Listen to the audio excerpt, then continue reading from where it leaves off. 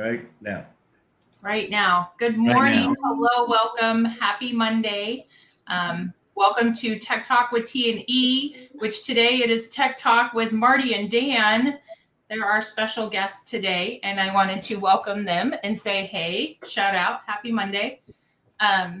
We're going to cover a few things that we have upcoming in the SEOST DMC online conference that we've got coming up at the end of this month. And I wanted to welcome everyone. Like, share, subscribe, and follow. That's the 4 things that Terry needs to put on a sticky note. But welcome, Marty, and welcome, Dan. How are you guys doing?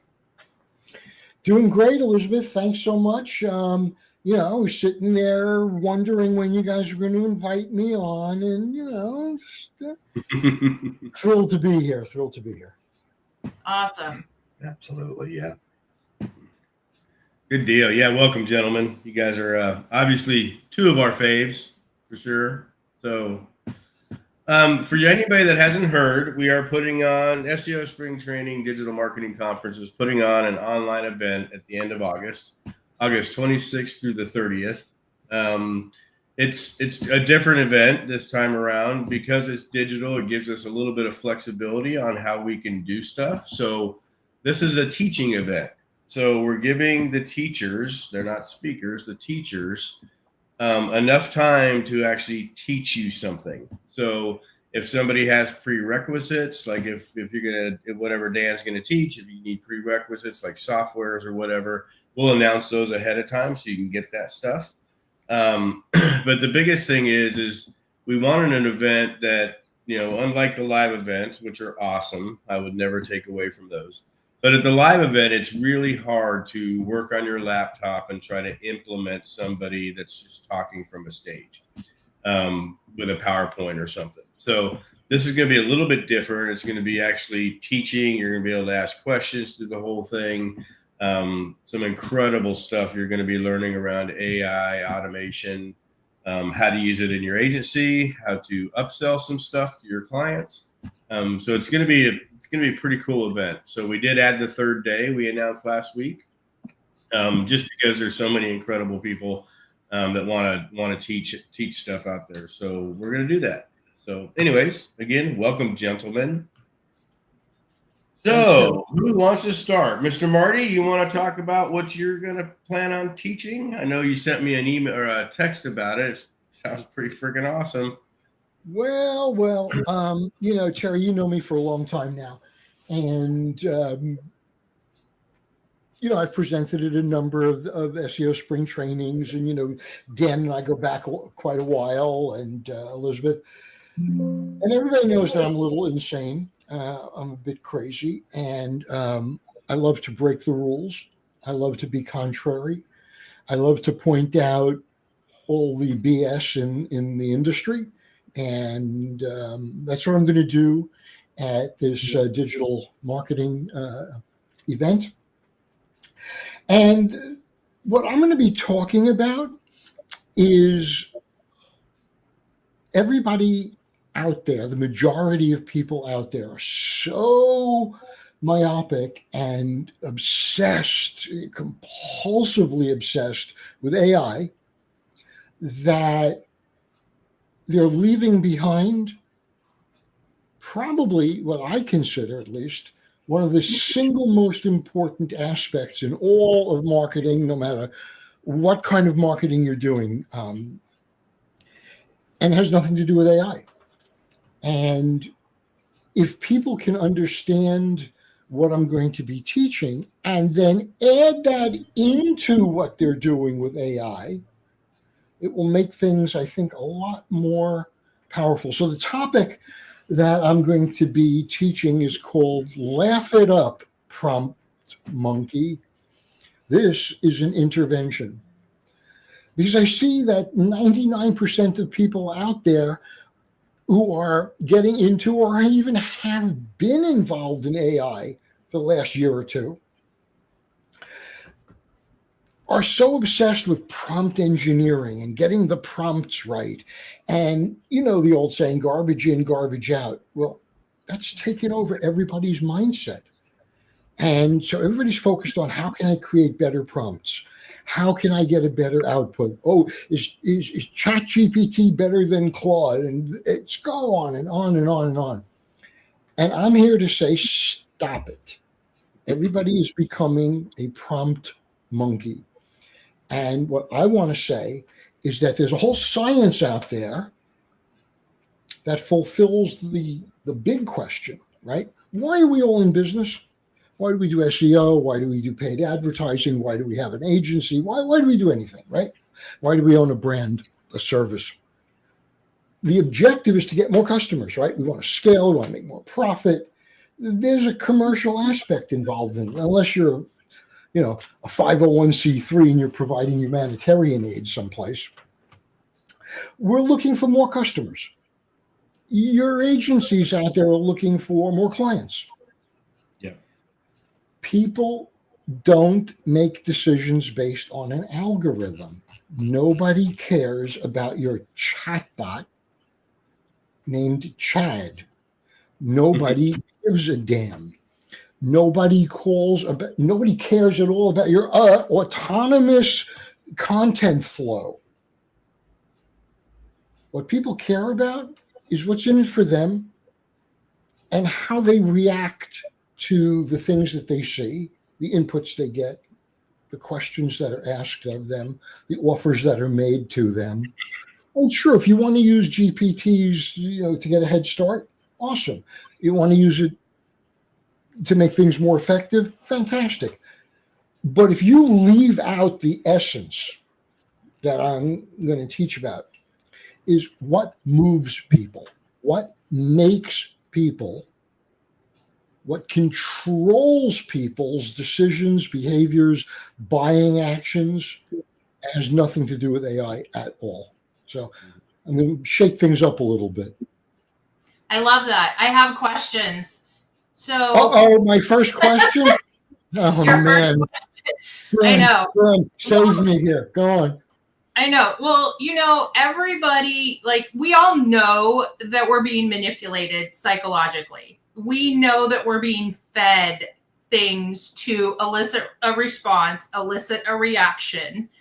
And I know that I don't have statistics, but there's probably a certain percentage of the population that is just numb to it and they respond. And that's great.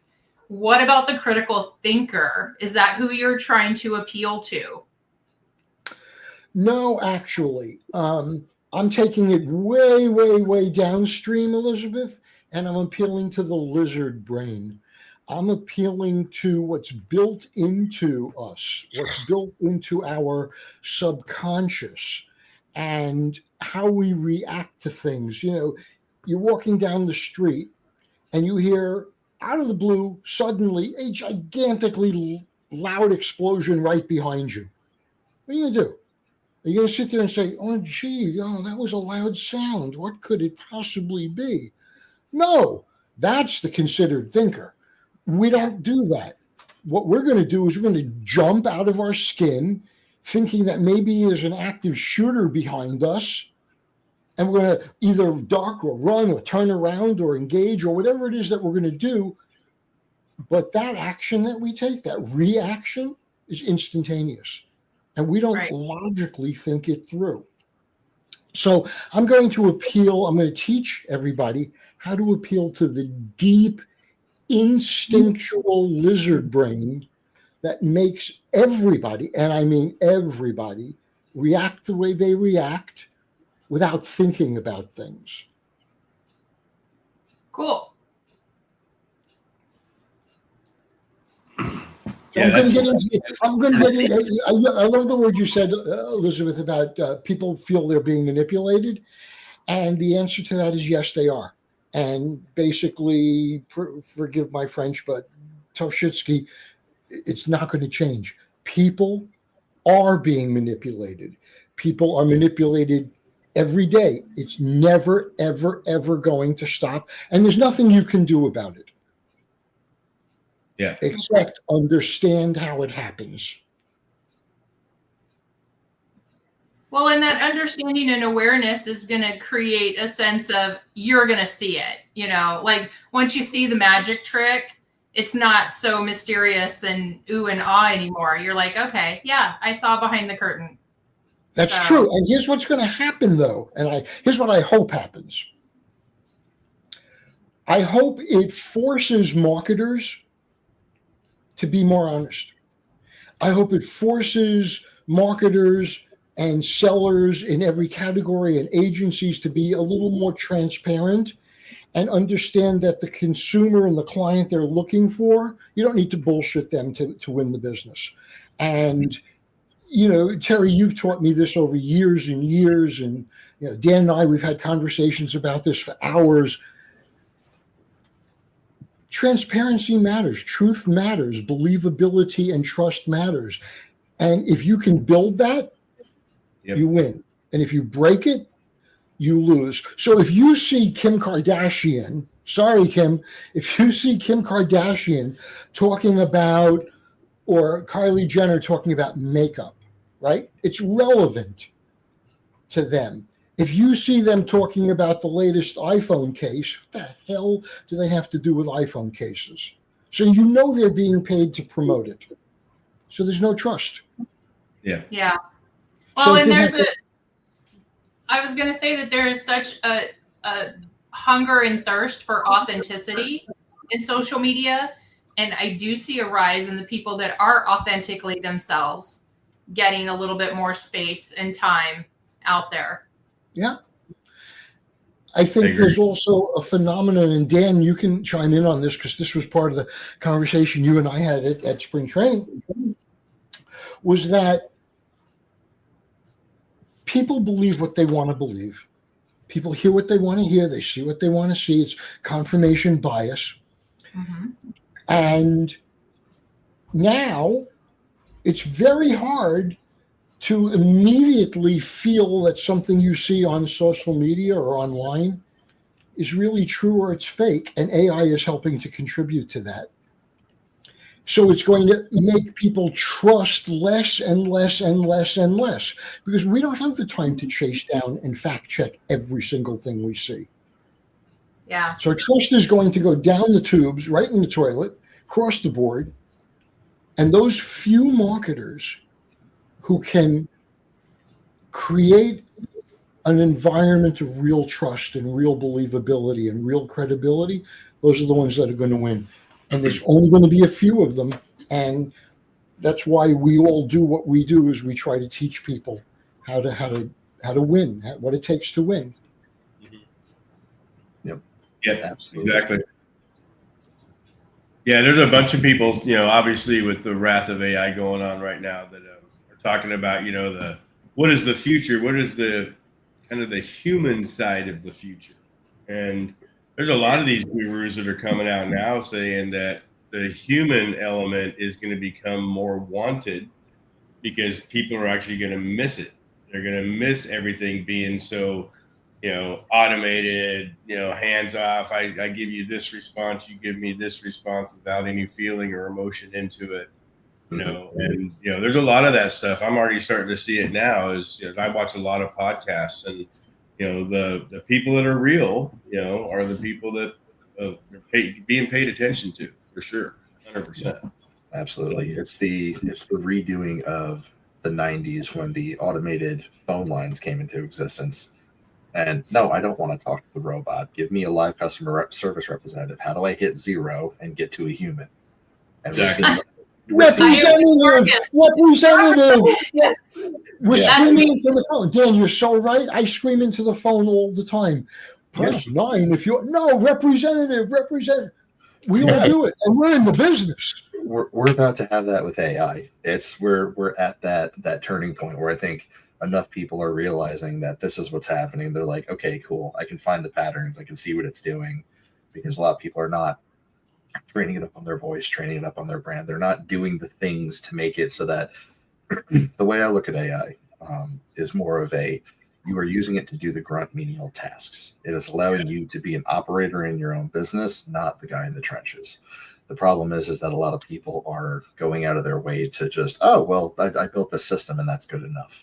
And, they have this, janky AI generated YouTube video, and that's their channel, and that's all their reels and all this sort of stuff. And people are like, okay, great. We get you don't have the time to do it because you're a single person, but like put some time and development into it, put some thought into the material you're putting out there. Don't just post, AI slop is really what it's coming down to. And that's where we're getting is a lot of these coders are lazy, 25K for a ringless voicemail system and whatever they're building on the back end.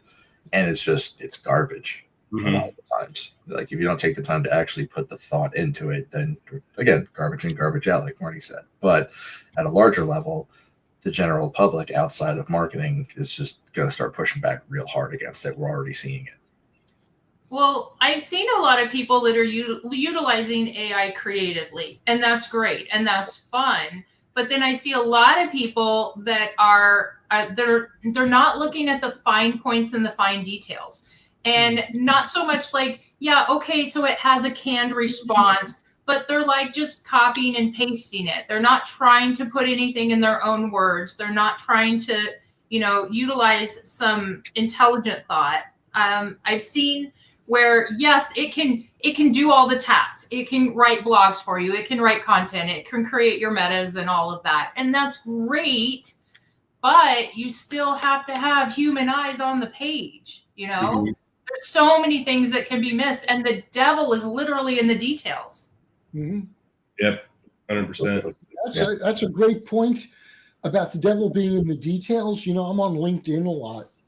And one of the topics I see coming up over and with greater frequency is people are saying, oh, yeah, all those M dashes in the content, right?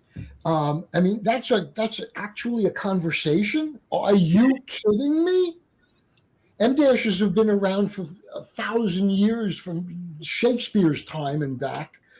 And it's proper English grammar to use an M dash in certain cases in content, but oh no, you see an M dash now in content, and the first thing you think of is that was done by AI.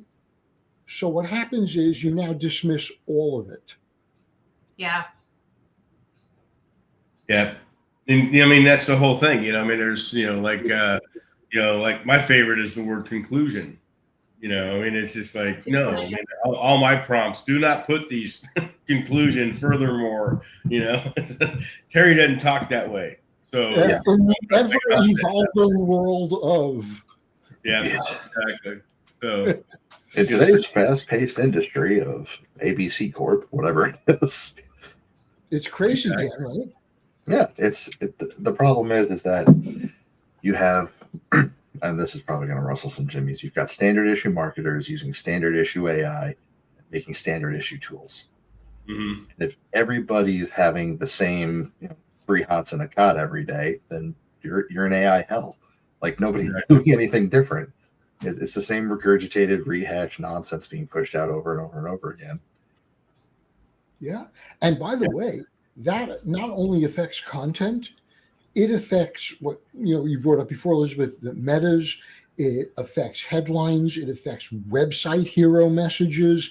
It affects emails and subject lines and social media posts and paid ads. It affects every single piece of marketing in every single channel across the board, from SEO to website creation to whatever you want to do, to the skywriting or whatever. It's all exactly as Dan said. If you do everything the way everybody else does it, you will never ever get competitive advantage. Every category today is so crowded that competitive advantage is the only way you're ever going to really succeed, other than outspending every one of your competitors. And who can afford to do that? It's not sustainable. Yeah. To use a marksmanship analogy, AI should be your assisted scope on your sniper rifle, not your spray and pray with your machine gun. 100%. Yep. And that's the whole thing. It's just, it's somebody posted on Facebook I'm one of our friends about that. He actually had to take a mental day just because AI is going 1,000 different directions, 1,000 miles per hour. And if you keep getting sucked into a little bit here, a little bit there, a little bit here, a little bit there, oh, here's another rabbit hole. Oh, nope, I'm going to go over to this rabbit hole. And by the time it's done, you really haven't accomplished anything. You haven't mastered anything by any means. And so I think that's becoming a real thing. We chose ChatGPT early on. And as an agency, our goal was to make it our bitch. That was it. We master it. And then all the new stuff that they keep adding to it, as much as I want to get it in play, we don't unless it's part of our core business, So I'm still an agency, and what I do after 3:00 on my laptop down in the living room watching TV, then that's when my playtime. And so I get to go out and do stuff. But it's important to realize that if you start lily pad jumping, which in technology has always been an issue. I mean, when I was building computers, man, I went from, Intel to AMD back over to, it was just never a set standard, and it drove me crazy, and here we are in the AI world, and I see the same exact thing. You guys saw Chad Michael's presentation at spring training. He just went through about 60 different softwares out of about 600. So, and it does get kind of frustrating to where you do need to step back, take a day, don't stay away from it for a while, and then come back into it again and realize where you want to focus, and basically, where do you want to focus and what do you want to do dependent on your processes and stuff that you're trying to get better at. Yeah, I'm going to play a little bit on Dan's analogy. I'm going to use a self-defense analogy. Myopia kills. If you're not situationally aware of your environment, you will die. It's just that simple. 100%. And same thing happens in marketing. If you're myopic, if you're tunnel visioned about AI, and you're consumed and you're going down the dark rabbit hole of AI and you don't understand why you're doing it, you just know you have to, or you feel you have to, you're going to fail. I don't care if you're an SEO, PPC specialist, an agency. If you have that myopia about AI, not only will you fail in what you're trying to do, you're going to go broke. Yep. Period. You will go broke. End of discussion. It's not up for debate because your competitors are going to eat your lunch. Mm-hmm. Period. 100%. It's just going to happen that way. Those who know, if you know, kind of thing. Mm-hmm. Those who know will win, and those who don't will get left behind. This is evolution happening before our eyes.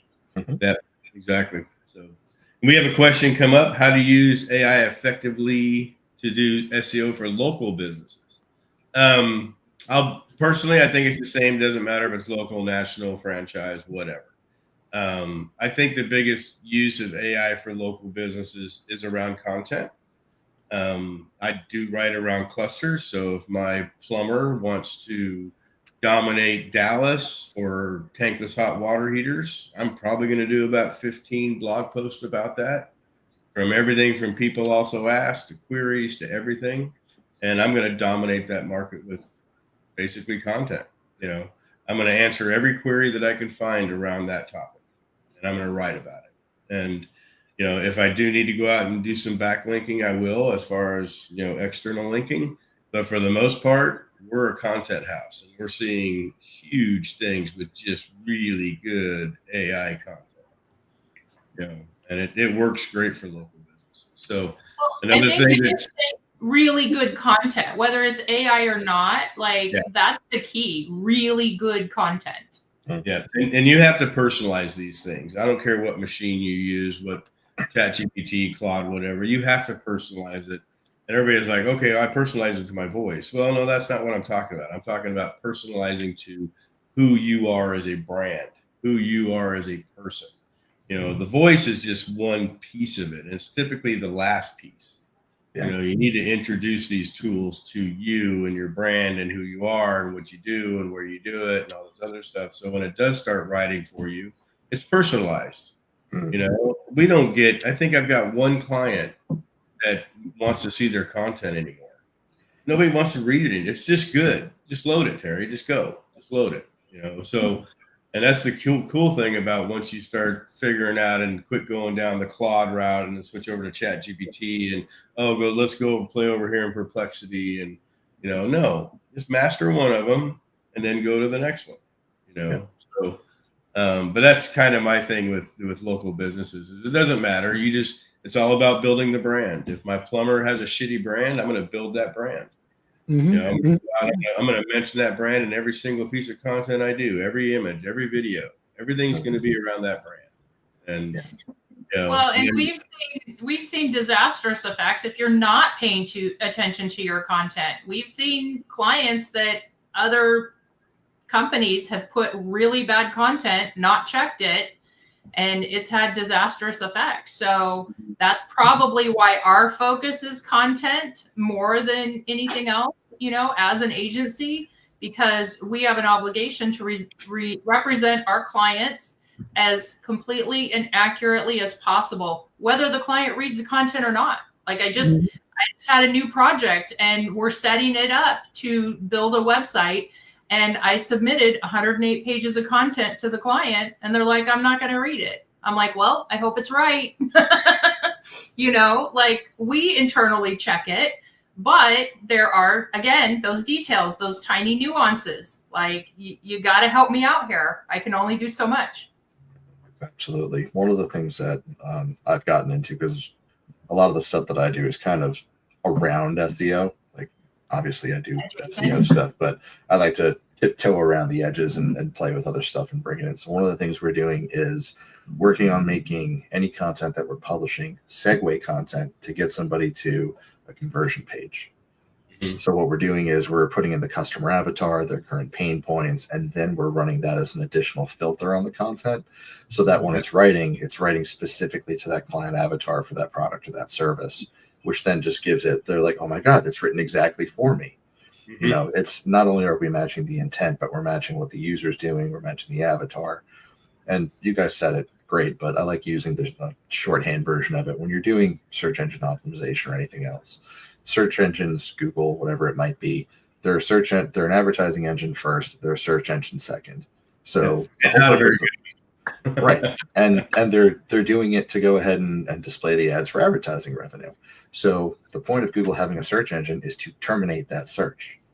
If you can do that better than anybody else and you're doing it effectively, then you win. Yeah. So that's it. Take it one step further, Dan. Let's suppose that you do a great job, and we'll use SEO as the example. You're doing a great job and you're actually getting customers that you want, nicely targeted, highly qualified, to click and come to your website. Mm-hmm. If they leave your website and you haven't captured them in a sale, a conversion, or a very deep engagement, they will never come back. They're gone. Look at your bounce rates. Bounce rates, every bounce is a lost customer.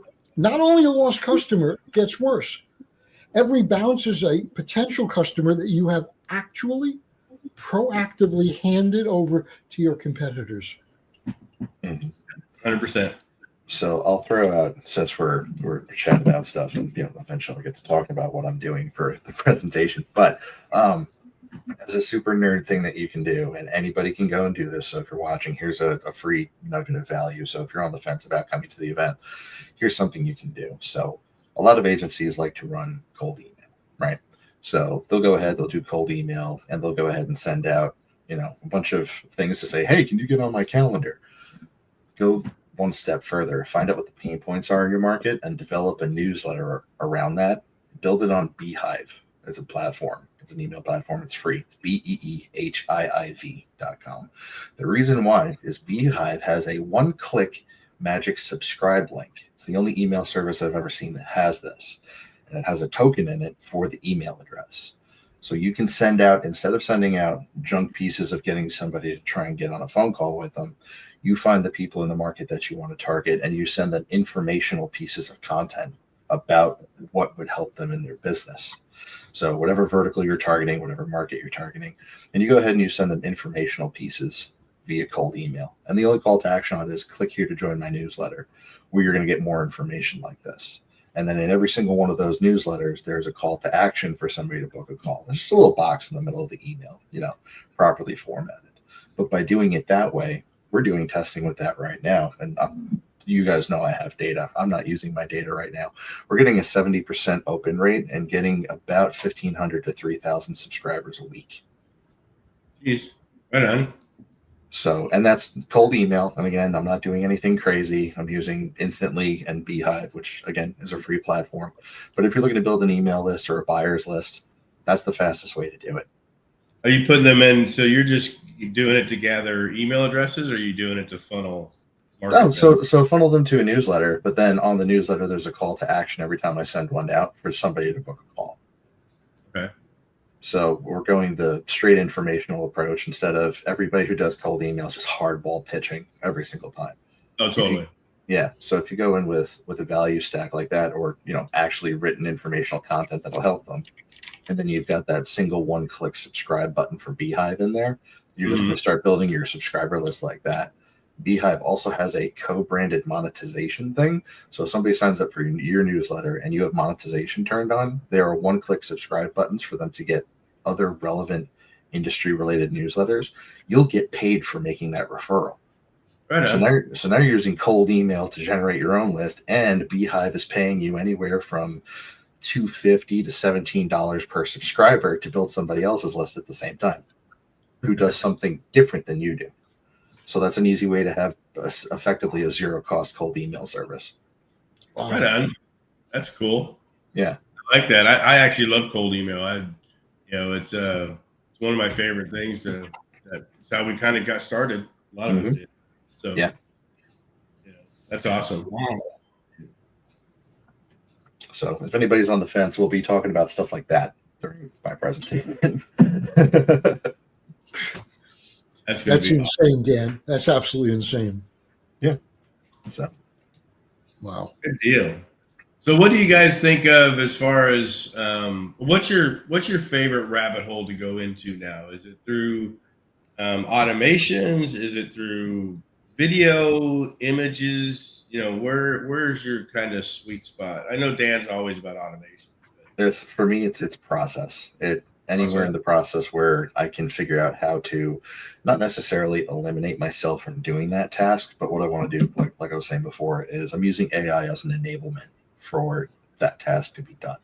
So it's more of, okay, so if I'm going to hire somebody for this position, what are the grunt work things that I've been doing that I don't want to do, but still have to be done? And then when I go to hire somebody, they are now a process owner and operator, as opposed to being, a VA who's getting paid $5 an hour.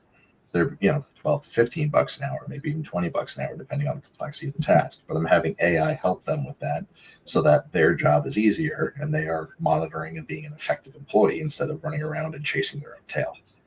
That's cool. That's pretty awesome. What do you think, Mr. Marty? Well, I'll confess, I'm one to fall down lots of rabbit holes really easily because I'm just curious as to what's going on out there. In the world of AI, you got Altman coming out and saying, oh, we got ChatGPT 5 coming out any minute, and that's going to blow everything away. And then you've got, Anthropic coming out, and, Claude is doing crazy things, and you can't keep track, right?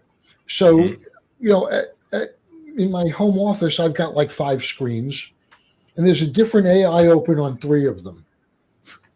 Yeah. So if I have something that I want to see or ask or do or create, piece of content, for example, I'll run it through all of them. And then I'll check this out. I'll run a question through 3 different AIs, create a piece of content. Here's my input. I'll take the output that they each create, and I'll send it to the others, and I'll say, critique this and make it better.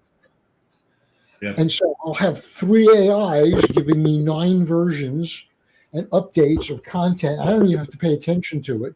And then an hour later, I'll come back after lunch, and I'll have a piece of content that's triple optimized. It's got everything it needs. There's nothing left out. And now I have a piece of content that theoretically should be more powerful than what any one of them can create. That's cool. Yeah, I did that with Schema. A lot of people say, how do I use AI and schema. I take my schema templates and I throw it in there and say, what else can I add that is not in here according to schema.org?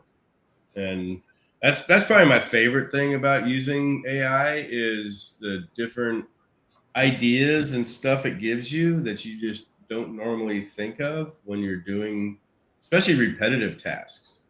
You know, what can I do? I mean, I've put my SOPs up there. It's like, here's our SOPs for loading blog content. What am I missing? You know, and it'll come back and it'll put 3 or 4 items in there that we definitely do, but for some reason we missed it in the SOP, in the standard operating procedure. So that's kind of like my jam. I love just going, okay, here's a document. I'm going to throw it in there. What else can I do with this document? You know, so a lot of people know I've been getting SEO University ready for launch completely at the end of August. And, you know, I've been throwing my ideas. I'm not a good writer. I can't sit down at a keyboard and type. I'm just not a good writer. I can voice my thoughts and have something else write it and stuff. So, you know, that's what I use a lot of it, which especially with ChatGPT is like, okay, here's this topic. Here's me speaking this topic and teaching this topic. You need to turn it into text. So, yeah. And that's kind of where we're at. And it's just, you know, but I love that portion of it. 2 years ago, man, I mean, I think we were spending $8,000 a month in content 2 years ago. It's nuts. It's freaking nuts. You know, all these different $25 to $30 an article. You guys remember those days? Hey, I got enough money to buy 3 articles. Yeah. And then take them and run them in Spintax and go post them on a link building network. Exactly. Yep. And, you know, but now shit, I'll write 50 articles in, you know, 4 hours sitting in front of the television. So, well, you know, at spring training, late one night, Dan and Kyle and Brandon was with us, and we were all talking about, and we all agreed that repetitive tasks will kill us all. Mm-hmm. And that automation sounds great and is a fantastic objective to achieve, but how you create the automation makes all the difference in the world. Yeah.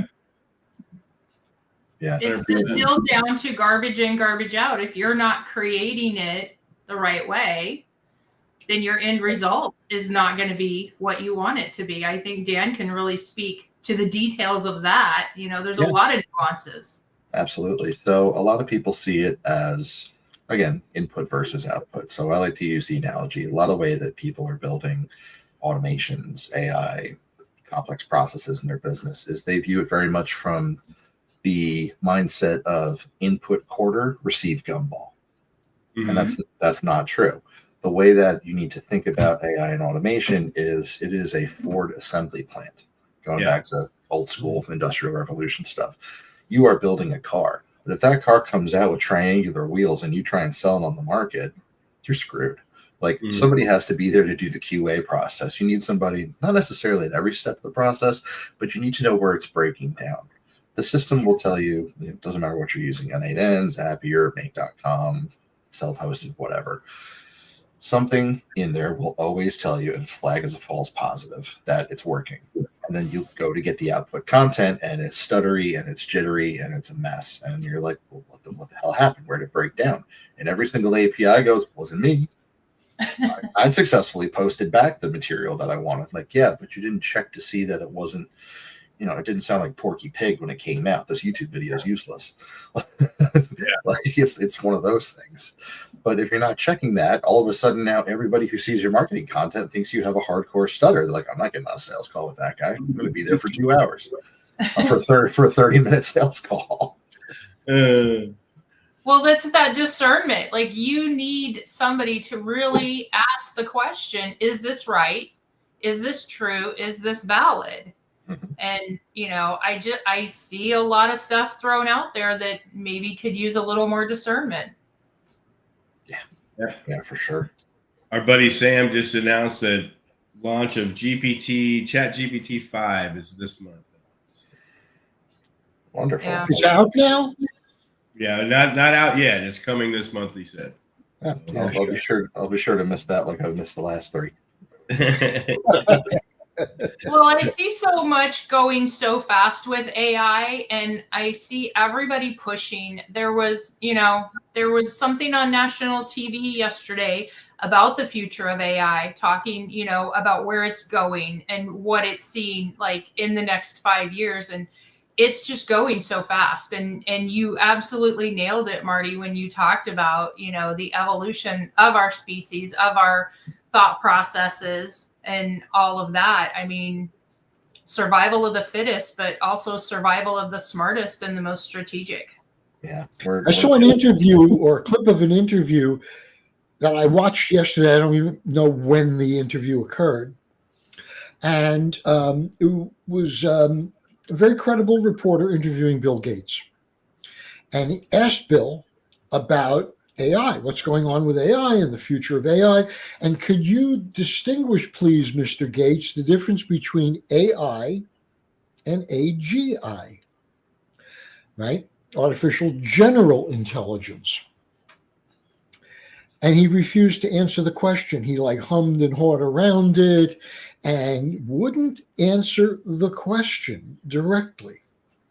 Now, when Bill Gates, who has the answer, or is as good an answer as any to a question like that, refuses to give you a straight answer, something's up. Yeah. Yeah. It's the way I'm viewing the way the development curve for AI has been, is it is the new version of the space race back in the 60s. The problem is that it's not us against the Russians. It's now these tech companies against the standard working folks in a lot of cases. It's the guy in the middle is going to get squeezed. 100%. Yeah. You guys been following this? Well, I'm sorry. Go ahead. No, I was just going to say, have you guys been following this Mark Zuckerberg trying to hire all these people for all this money? He just this company, I guess, has been going after. He offered this engineer $1 billion over a 10-year period, and the guy turned it down. I was just like, geez. Yeah, when you're at that level, call me. I want to know what you're doing. When you can turn away $1 billion. Yeah, for sure. It's crazy. It's nuts. But I want to know where AI interferes or crosses over with technical and trades. Where is that going to leave your local plumber? Because that's one of the big conversations. When AI gets out there and digs a ditch, then I'll walk away. But I mean, they're moving in the direction for robotics. They're not stopping or slowing down. Yeah. So the big thing that I'm seeing, and it's early days for it, but I know somebody who's doing this, so I can speak to it a little bit. He's in the RPA space, robotic process automation. So he's found a system that allows him to have this machine. And what it does is it's for lifting heavy loads and being able to move it up a staircase. So he went ahead and started building a company and doing SEO and running some paid ads in some very affluent neighborhoods in Texas. And this device takes billiard tables and grand pianos up flights of stairs to put them on the second story of somebody who's a high net worth individual's house. It requires almost no hand holding from a human person. You set the thing up, you inflate it. It's got this bladder that then conforms to the shape of the unit. And you just have to basically hold it steady, no more than 30 pounds. So a teenager could do it. And you just walk the thing up the stairs. It gets there. It figures out how to rotate it, puts the table down in the exact spot where you wanted it, and it maps the entire procedure. It's got cameras on the front, back, and sides. It watches the staircase, figures out where it's going, calculates the steps, does everything, and places it on the second floor. So he bought this robot for, I think it was like $5 or $6 grand, set up the website, and he charges $5 grand per job. And it's an AI powered robot that does exactly that. And it's just for that specific market. So he's figured out his niche, his sector, and everything else. Bought a robot for $5K, saw the practical use for it, and he now has $1 million a year business that has 2 employees. That's pretty cool. Yeah. And Great specific analogy. Yeah.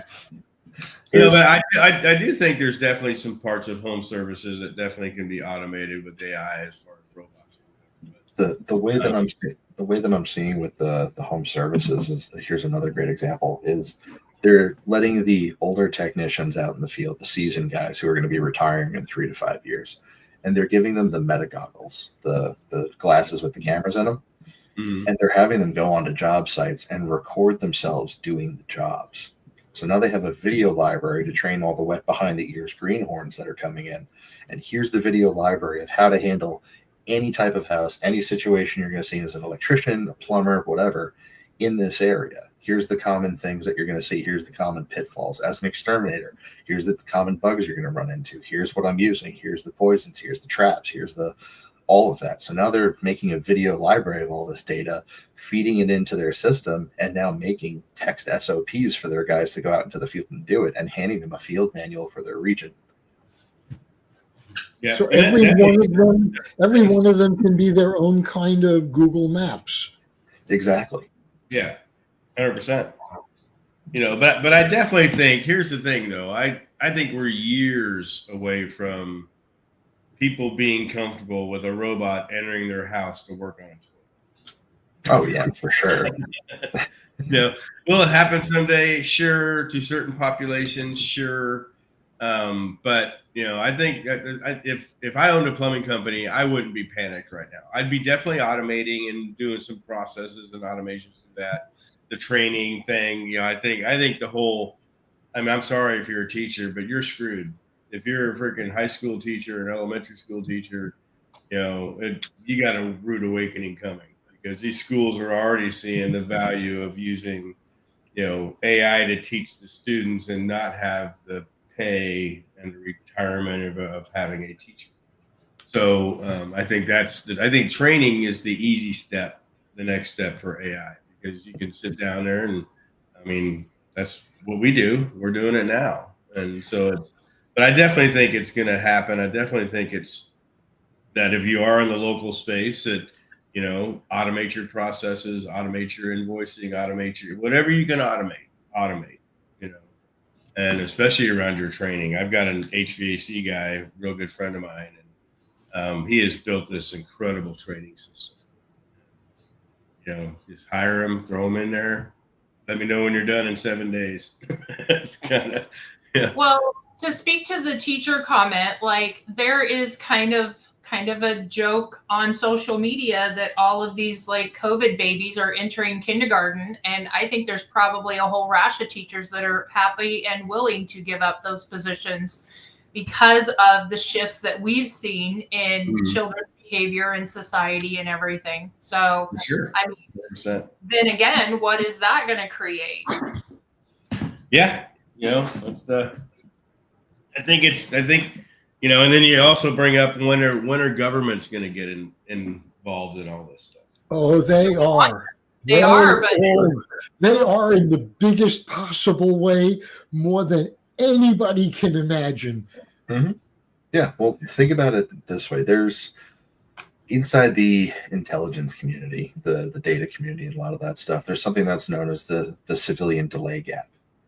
So whatever we currently have is delayed by about 20 to 25 years of what's been previously tested and exploited inside of larger firms. So like, for example, back in the 90s, there was an AI that came online by the name of Aladdin, and it was a financial investing system that was based on, programmed, and then created for the folks at BlackRock for them to go ahead and logarithmically figure out where to invest, how to scale, and all that stuff. And that was mid-90s. And we know where that ended up, right? And now here we are. We're like, oh my God, ChatGPT can write me sentences. And meanwhile, BlackRock's valued at however many trillions of dollars they currently have. Like, okay, cool, but there's that 25-year gap between where we should be and where some private firms and some folks in the intelligence. Change that analogy, Dan, to our market of agencies and SEOs and marketers and, all of that kind of stuff. Mm-hmm. When programmatic trading came in and the big trading houses could just there's a computer program, and instantaneously, in and out, in and out, in and out, in and out. The average consumer investor didn't stand a chance. Yeah. You never got in before the big guys, and you never got out before the big guys when you had to. So you were screwed. Period, full stop. You couldn't compete. This is what's happening today in every industry that all of us deal in, Mm-hmm. with what's going on with AI. And exactly as you said it, Dan, you're so right, that those who master it now have an edge, but it's going to catch up. Everybody's going to catch up. And at a certain point, not today, maybe not tomorrow, but every one of us is going to be equal. We're all going to have the same capabilities. At that point, nobody has an advantage. Yeah, you're a unique snowflake like everyone else. Yeah. Right on. I think it's definitely going to be interesting to see, but I definitely think that I still know we belong to a local group here, local marketing group, and I still know one of the guys there just refuses to use AI even for content. Mm-hmm. And I'm just like, dude, you're swimming uphill in a muddy river right now. Yeah. Well, And that we're going to definitely have segregated population as far as the people that are embracing it, the people that are refusing it, and that gap is just going to get wider and wider. 100%, definitely. Well, I think that's the natural attrition of it. I mean, I do a lot of white label stuff, and when I talk to these agencies, it's amazing how they're still in 12, 18 months ago. Yeah. And it's like, we're not sure where to go. Well, do something. Yeah. And anything is better than what you're currently doing. Exactly. Start down some path, please. And so, when we started pushing this event out, and telling people you can now learn right at your computer and, have a blast doing it. We're going to have happy hours. We're going to have fun. When we did our online event back in 2020, because we were kind of forced to, or not kind of, we were forced to, it was a freaking blast. But you can come and you can learn this AI stuff. You can learn, something that might just trigger what your brain says, wow, I could really get into this, especially if you don't know where to start, so come see 25 plus teachers, and pick and choose what you want to go down, which rabbit hole you want to go down. Yeah. Well, and that's the reason we did this, is because, we all sit in conferences and the information is great. Like the pieces that we get in the short amount of time is awesome. But then you go back home and you get stuck in the day-to-day. Oh, I've got this, I've got client, I've got, whatever. And we wanted an opportunity to build as you go, do some stuff, walk away with actually something functionable and actionable, And again, there's a lot of people that maybe don't want to travel, can't travel, and we want it open for everybody. I don't care where you are in the world. Come, join, hang out, get to know everybody, increase your network. Absolutely. Did you guys want me to cover what I'm going to be speaking about? That's what I was just going to do. Yeah, exactly. I was going to say we've been chatting through a bunch of stuff. I just want to. Yeah, no, I had it here on my sticky note, and you don't have a checkbox next to it yet. So, like, follow, share, subscribe. Yeah, exactly. So what I'm going to be teaching you guys how to do is using a software called N8N, which is an automation platform. And I'm going to actually give you the blueprint for an automated AI-powered SDR. That's a sales development rep. So no more having to go do cold email, no more having to do cold calling, no more having to follow up with the emails or the phone calls. The system does everything, learns from what it did, learns how people responded, changes its messaging, and then goes and books the appointment on whatever appointment booking calendar system you have. All you have to do is load a list to it. Wherever you get the list is up to you.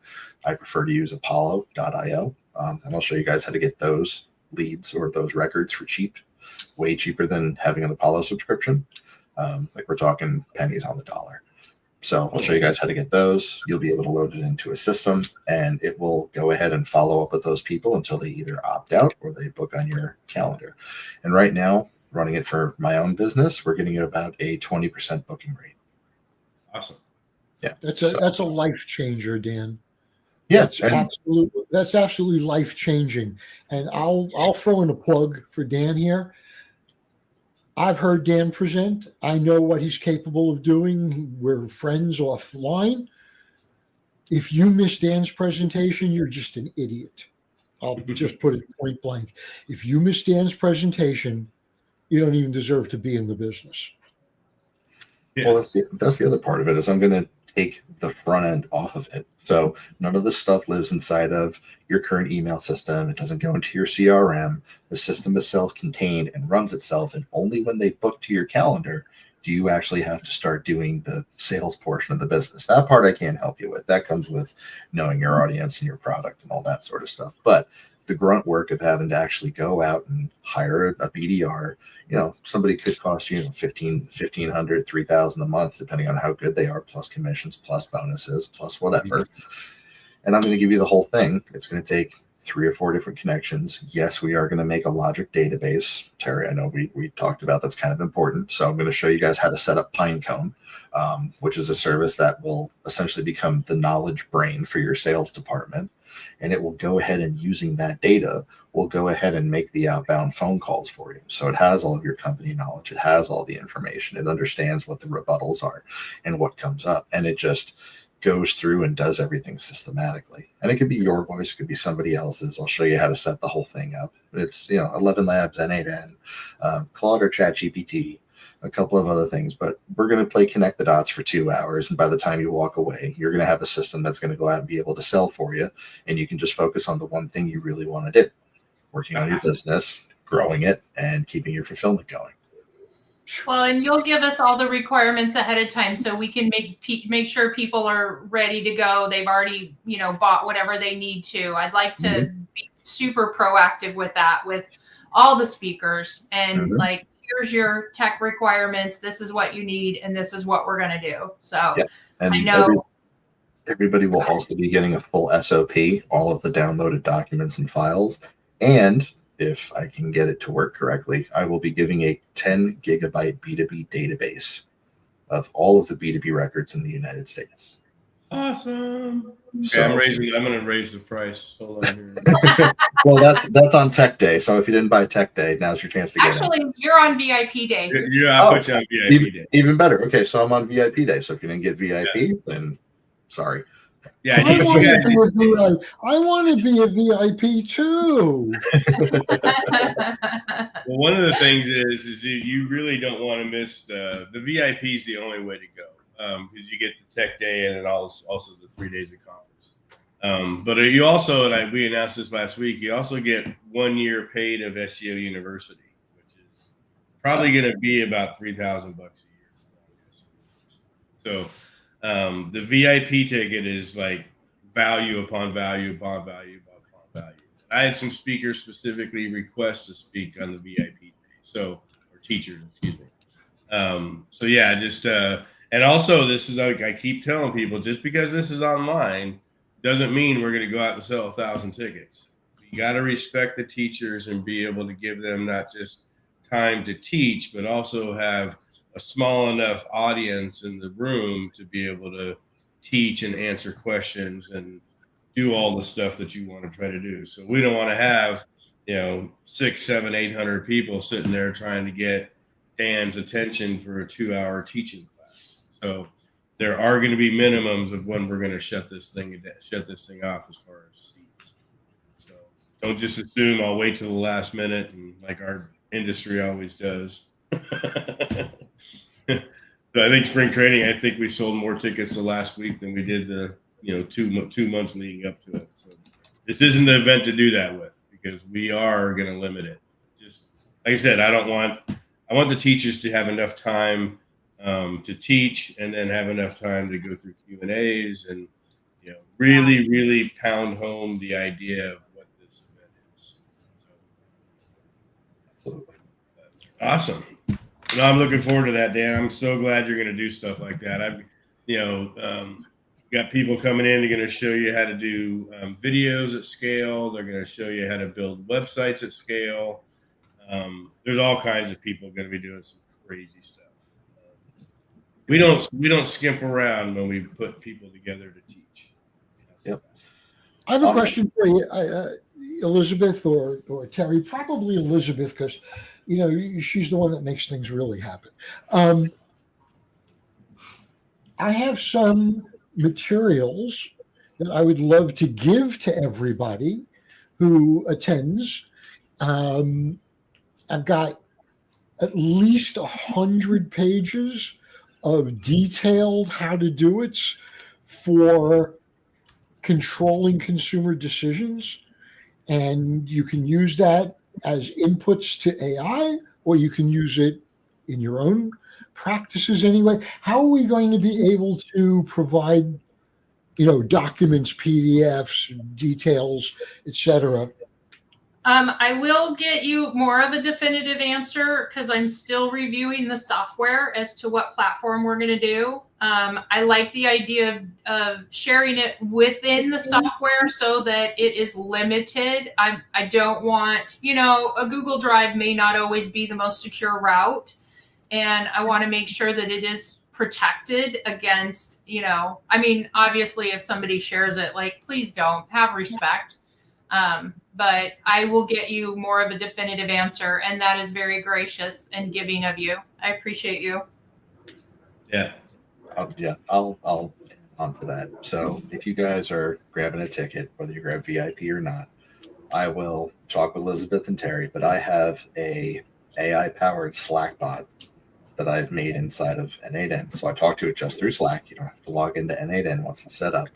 But it has access to my calendars, my CRMs, my emails, my appointments, everything. And I can ask it questions about what I have going on and what I'm getting as far as emails and messages in my, my teamwork account or whatever I'm using for project management. And it will queue up all those items first thing in the morning for me and tell me what I have on my list of stuff to do that day. And then I can have it delegate and actually fix all that stuff. I know there are services out there that charge $150, $200 a month just to build an AI VA for you. I'll give you guys the system for free if you grab a ticket, and I'll have you guys put the general pop for that. So that's a non-VIP thing. I'll chuck it in there, full documentation, videos on how to set it up, the whole thing. Awesome. Personal assistants and VAs are just so invaluable. So that is a huge value. Thank you for being so generous as well. Absolutely. Yeah. I mean, it's one of those things, it's especially as a business owner, we have limited time to do stuff and not enough time to check everything to keep all the plates spinning. So this will at least talk to the other softwares and bring back all the stuff that you need into one spot. Plus I can I can either teach people how to put it on Slack, or if you're somebody who doesn't like Slack, you can do Telegram or WhatsApp and do the same exact thing. So if your preference is to just have something in your pocket, I know you're making the crinkly face, Elisabeth, but if somebody's not on Slack or they don't want it, I can at least give them the ability to have it check all of the other things in their life so they can keep up to date with it. That's awesome. Good deal. So, awesome. Oh, we're right at about our hour. So anybody got anything, last minute things, anything? If you're not using AI, start somewhere, please. Just start, start with content. That seems to be the easiest place to start. But again, don't half-ass it. Teach it, learn prompting. There's so many prompting things out there, but don't just take one's word for gospel. Never half-ass. Always both cheeks. Exactly right. And I'm going to make this a little controversial, and I love you to death, Terry. I'm going to tell you, don't become a prompt monkey. Yes. Other things that matter.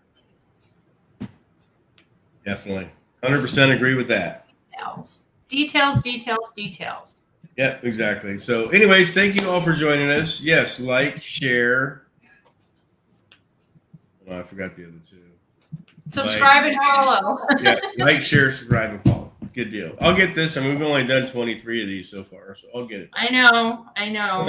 God love you. But anyway, thank you, gentlemen, for joining us. We're so looking forward to seeing you guys again, on the online event. And if anybody has any questions or anything about the event or about anything that Dan and Marty and all of us covered today, just reach out and let us know.